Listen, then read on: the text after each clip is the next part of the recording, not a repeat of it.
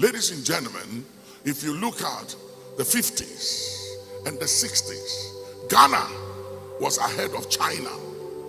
The 50s and the 60s, study history. Ghana was ahead of China. Ghana was ahead of Singapore. We had independence 1957. Singapore had independence 1960. We were ahead of them. We were ahead of Malaysia. We all had independence the same year, 57, Malaysia. I've been to Malaysia, I've been to Kuala Lumpur several times. It's amazing the development, the progress they've made, and they still make. Malaysia, we were ahead of Malaysia. We were ahead of South Korea. Ghana, we were ahead of Finland. What went wrong? Why has the goal turned dark? End Time Empowerment. Why have we retrogressed? Simple things. Lack of selfless leaders. Lack of visionary leaders. China came on the scene with 100 years vision, and they are getting close to it. And they refuse to be distracted by anything. They will not engage in anything. They are focused on 100 years vision. China. India has 100 years vision. Dubai 30 years ago was literally nothing. They came up with 100 years vision, and they are working towards it. South Korea, they have a national vision. Finland, what is the national vision of Ghana? We don't even have a 2 years vision. And all we do is all political parties come up with their manifesto to tell us what they will do when they come into office. And when they come, for whatever reason, they get distracted by power. They get distracted by the national cake. And everyone begin to focus on themselves and their personal family and security, and they forget about country. President Kufuor said the problem in Ghana and Africa is not corruption, but it's the lack of love for country. Because you don't exploit what you love. If you love something, you don't take advantage of it, you protect it.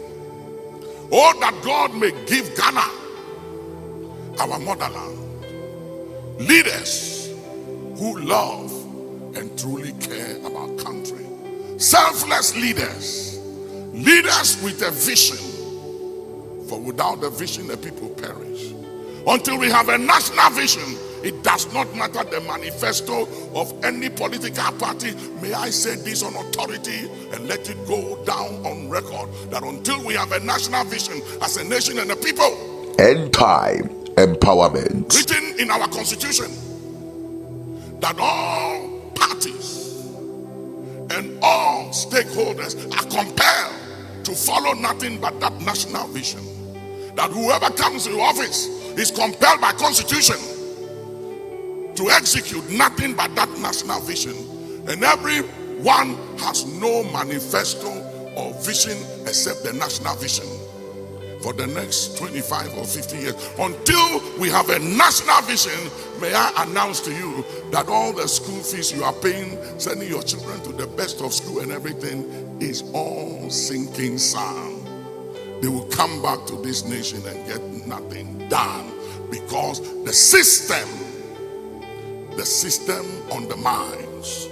It undermines creativity, and that vicious cycle of every political party coming every 4 to 8 years to destroy.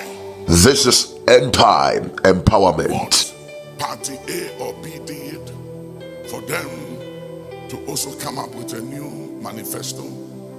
We are in a vicious cycle. Why have the gold become dim? Why is China, Finland, why even South Africa? But you can say because they have the whites there, but it's not a matter of the Caucasian. It's a vision issue.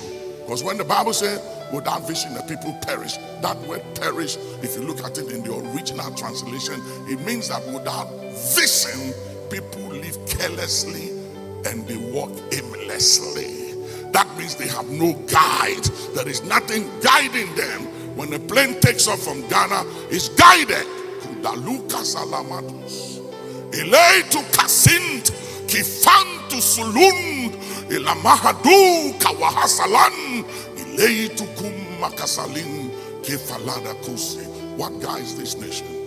What guides our leaders? What guides us as a people and a church? Where do we go from here?